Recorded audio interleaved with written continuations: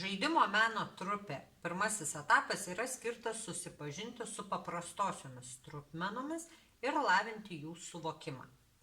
Taigi kiekvienas žaidėjas pirmame etape atsisėda prie savo apskritimo ir kiekvieno apskritimas yra sudalintas į skirtingą kiekį dalių. Tai štai vieno žaidėjo apskritimas yra 60 dalių, mano apskritimas yra padalintas į 35 dalis ir šio žaidėjo apskritimas yra padalintas į 20 dalių ir turime vieną papildomą 12 dalių apskritimą. Taigi pirmame etape šiuos apskritimus vadinsime pyragais ir juos dalinsime atitinkamam kiekiui žmonių, savo draugų.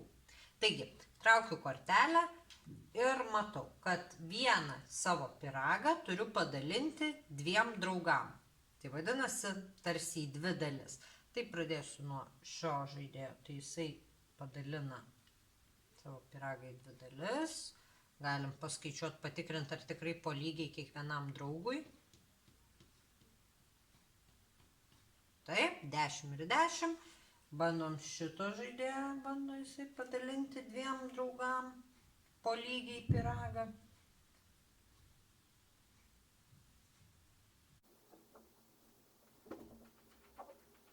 Taip, 30 dalių ir 30, labai gerai. Ir bandau aš savo pyragą padalinti į 2 lygias dalis. Paskaičiuoju, ar taip. Taip, ir gaunu, kad vienoj pusėje yra 17, o kitoj yra 18 dalių. Taip, lygiai į 2 lygias dalis mano pyragas nesidalina. Nesidalina, bet galiu padalinti papildomą į 2 lygias dalis. Štai 6 dalys čia, 6 čia, pyragas padalintas 2 draugam. Traukiam kitą kortelę. Atėjo dar vienas draugas, reikia tą patį vieną pyragą padalinti 3 draugam. Tai pradedu šį kartą nuo šitos pusės.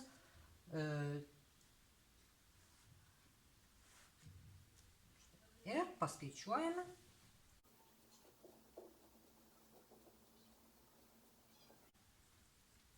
Taip, ir štai turime 3 lygias dalis šitame pyrage. Bandome šitai 3 dalis padalinti.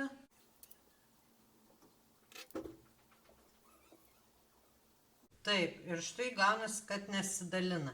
Yra viena dalis iš 11 gabalėlių, kita dalis iš 12 ir trečia iš 12 gabalėlių. Gaunasi, kad nesidalina pyragas irgi iš 3 dalių, į 3 dalis. Bet gal dalinasi papildomas mūsų pyragas į 3 dalis. Taip, galima šį pyragą padalinti į 3 visiškai lygias dalis 3 draugams. Ir paskui kortelę dar traukiam. Taip, į 5 dalis. Pradėkime nuo čia.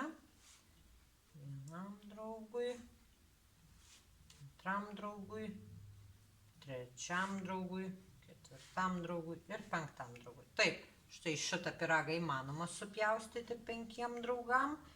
Bandom šitą. Taip, štai šitas irgi pavyko, 5 dalys.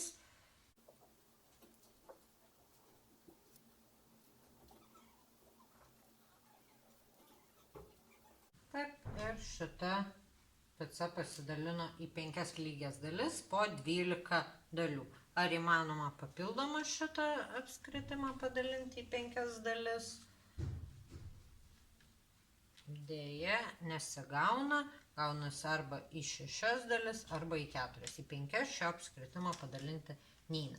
Tai štai taip, pirmame etape mes tiesiog daliname